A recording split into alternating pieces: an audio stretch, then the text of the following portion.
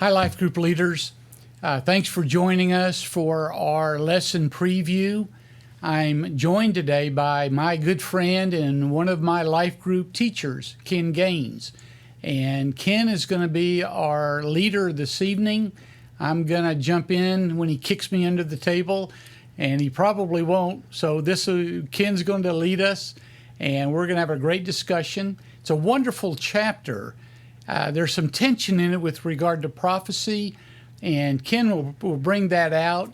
And I just think we're going to have a great time. And so, Ken, good to have you. Good to be Lead here. us, brother. We're going to follow you. All right. Our lesson for this week is in Isaiah chapter 7, and it covers verses 7 through 17. I highly recommend reading the whole chapter to get a little bit of context around it. And really to understand everything that's going on this week, you're going to need to read 2 Kings and 2 Chronicles. Specifically in 2 Kings chapter 16, goes over this same story, but gives you a little bit more background and some of the things that are going on with some of the characters. And then in 2 Chronicles chapter 28, gives you some more context and kind of what's driving some of these actions by these people.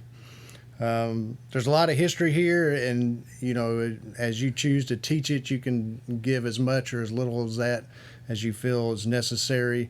The lesson in the lesson book was called God's Promises, so kind of what I chose to focus on was the promises that are in here that God's giving Isaiah to give to Ahaz and the people.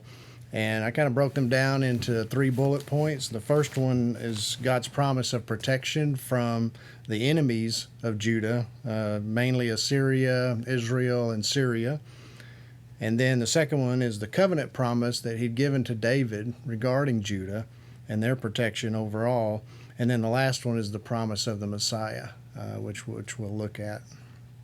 So what's happening is the king of Assyria, Rezin, and the king of Israel, Pekah, they have been warring against Judah. And they've been winning, but they get to Jerusalem and they get stuck and they can't take Jerusalem. In the meantime, Assyria is becoming a world power, and they're coming after everyone, and they're coming after them. So they go to Ahaz and ask him if he will join them in a coalition so that they can defeat Assyria from taking all of them over.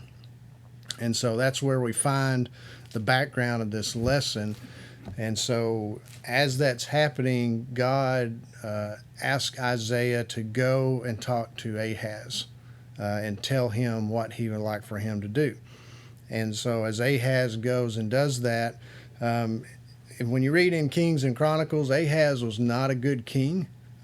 He was doing a lot of pagan rituals. He was sacrificing children. He had set up temples to other gods, and so was just completely abandoning what David had believed in and what had come through him through his father Jotham.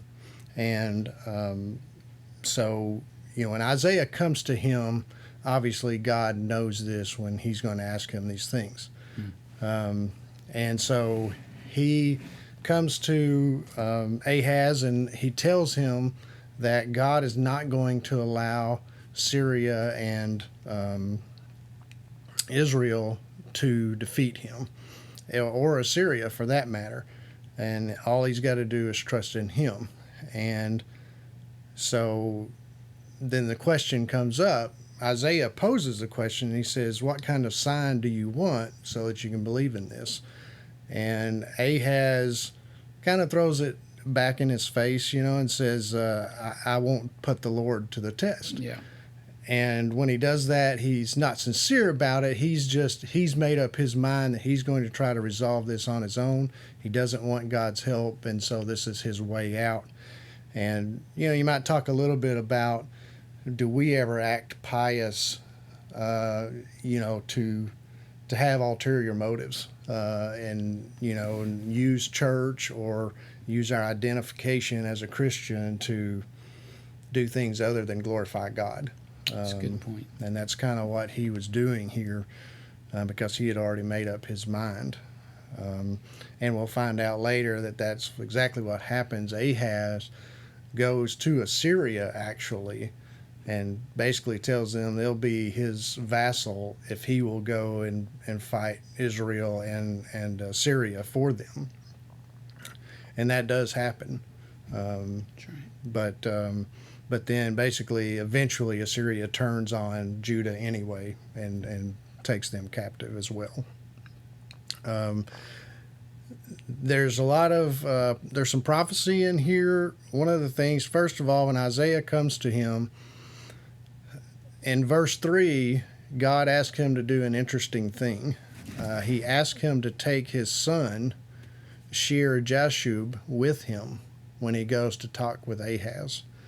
And we don't really know how old his son was at this point. I think he was fairly young. But that name means the remnant shall remain. Yeah. And so that's a prophecy right there that he's giving them. And that is also mentioned in 2 Chronicles as well. And so that's a promise. And we know that, the covenant promise was made to David regarding Judah. So that's one of the promises. So Isaiah goes, takes his son, and the first thing he tells him is that God has promised to protect him from all three of these entities, really. And so you can talk about that. Now, Ahaz rejects that. And so, again, if you read in Kings and Chronicles, I think you get the background to be able to answer the question. First of all, why did Ahaz reject Syria and Israel? Well, first of all, they destroyed over 100,000 of his people in these previous battles. So obviously they weren't friends, and he didn't see the alignment with them as being the way to go. So there's that. And then, and he was afraid of them, basically, because they had been winning all these battles against him. But again, also, he didn't have his faith in God. That's it. And so he had been doing, wrong for a while as a leader. And so he had completely thrown out the covenant promise to David, and then the protection from, his enemies here. And so when he gives this answer, then Isaiah says, well, okay, if you won't give me the sign you want, then God has told me the sign he's going to give you, whether you want it or not. And that's when we get to verse 14 and the messianic promise. And he says, the Lord will give you a sign. Behold, the virgin shall conceive and bear a son, and shall call his name Emmanuel. And, Matthew repeats this verse in his gospel as the prophecy of Jesus coming. Now, one thing I wouldn't spend a lot of time on it, but if someone asks about it, verses 15 and 16, the meaning of those verses. In 16, it says, before this boy, who is assumed to be Jesus from verse 14, is old enough to know the difference between good and evil, the land whose two kings you dread will be deserted. Mm-hmm. And that actually happens fairly soon after this. And, Jesus doesn't come for 600 or 700 years. And so the interpretation of verses 15 and 16 differs some in, even among Baptist preachers. And there's different explanations for what that means. So you might, tell your class that it'd be a good study to do, a private study during the week, just to kind of look at that, see, what they think, study up on it.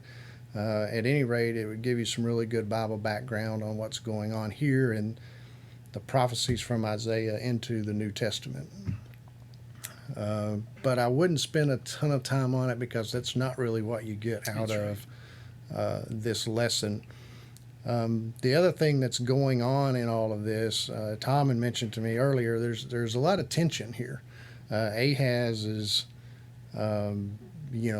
being accosted on all sides from lots of different things in this position, and And obviously we know, God could have given him peace from all that. That's what he was sending Isaiah there to do. And Ahaz rejected it, and he's going to have all kinds of trouble because of that. And I don't know if you want to speak. Yeah, I think that to me the real lesson here, if you want to be pragmatic or practical, is that pressure makes people do strange things. And one of the lessons that we can get from this that you may want to bring out to your students is the time to determine your boundaries is not in the moment of pressure. It's before the pressure hits. And Ahaz blows it, but he had already determined that he was going to form an ungodly alliance before Isaiah even came. So therefore, he wasn't open to reasoning. He certainly wasn't spiritually minded. And as Ken brought out earlier, the faith that he had was almost non-existent, and weak at best, if any, because he'd already determined he wasn't going to trust God. He was going to trust the world alliances. And, you can develop that if you want. The practical matter is each of us has to determine our boundaries now. You've got to decide what is non-negotiable, what you will not do, regardless of the winds of pressure that's facing you. And I think that's very practical for our day and age. The winds are blowing. We have a lot of tension in our nation today, and it's easy to capitulate. Ahaz did that.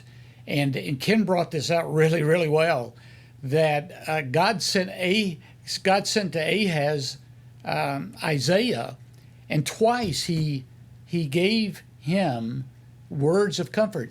God will be with you. The son's name, verse 14, Emmanuel. And basically, and I don't know how Isaiah put it to the king, but you can almost kind of guess here a little bit. There may be some pleading here. Oh, man, God is with us. God is not going to let this fail if you do it his way. And it doesn't make any difference how many nations are against you. It doesn't make any difference how powerful they may seem. Now, in our vernacular, we might look at Russia and get a little fearful. I think China could bring us some fear, some tension. The fact of the matter is God's greater than those nations. Nations rise and fall, and leaders rise and fall. God rises, and he stays that way. And so I think that a good admonition to your class is, let's do this God's way. And as best we know, let's determine the will of God, live within the will of God, no matter how hot the fire seems to be or the pressure may seem to be. God's way always wins. And Ken brought that out, God's protection and God's overruling providence for them is just a wonderful opportunity for you to bring that in your lesson. Ken, there's one other thing that kind of was interesting to me, and it's really not the message of the chapter, but there's a real dysfunction here. I don't know if you caught that or not. The 10.5 northern tribes are conspiring to go against the 2.5 southern tribes, brothers against brothers. That doesn't bode well in any family, does it? Well, it certainly doesn't bode well for God's select people.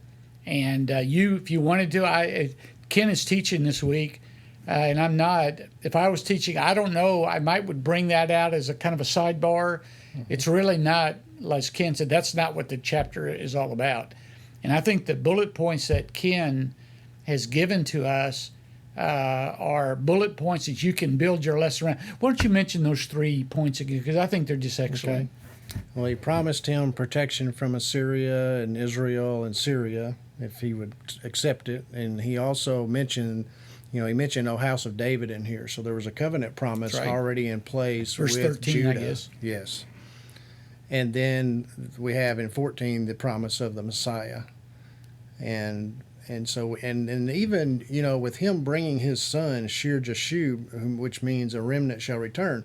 If you go and read the 2 Chronicles chapter 28, you'll see where at one point when the Israelites are captured, many of the people from Judah are allowed to return. Wow. And so that promise gets fulfilled. We know Jesus came, died, and rose again as the Messiah, so that promise was fulfilled. And so along the lines of what you're saying, in the New Testament, we as Christians today in the church age have some great promises That's God's right. given us, and why would we not accept those as just as real and going to come true just as easily as these did here? So I agree. That's Yeah. good stuff. One of the things that I guess is always challenging for us is the contextual studies. Things were going on back then, and things are different today in some respects, but the principles apply, don't they? Mm-hmm. God's way works, and we sure want to hone in on that. So you talked about it being dysfunctional. We look around today and we think 2020 dysfunction should be the word of the year, right? Yeah. With everything that's happened with pandemic and a lot of unrest about racial disparity and all these things. And you go read in Isaiah, Old Testament, no soap opera has anything on these people. That's right. I mean, they had some wild things going on, and many times it was because they just would not obey and follow what God had planned out for them. And so I think we can be the same. We can look at it the same way. If we will follow what God wants us to do, I think we can, glorify God and do what we're supposed to do in the world versus worrying about it and wasting our time on things that aren't going to be of any benefit.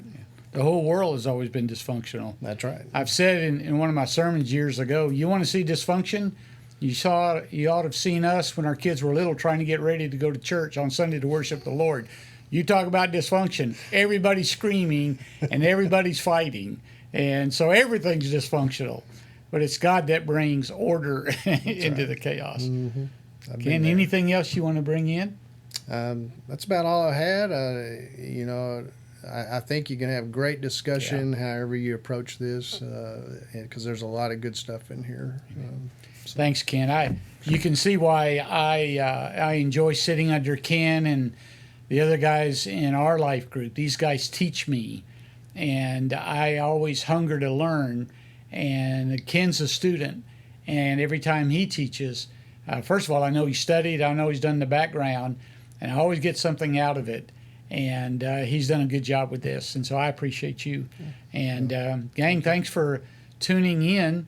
We'll do this again next week. I think the Three Stooges will be back next week, and we'll bring next week a lesson. Hope you have a great study. We're getting close to kicking off, and we're excited about that. And Leanne, I just want to thank the Lord for Leanne. She's worked so hard in organization and trying to make it all fit. She's a wonderful partner for us as we do a lot of hard planning and working. And so pray for her as she tries to fit the classes in the right rooms and all of that as we march forward. Well, God bless you. Thanks for letting us take a little bit of your time.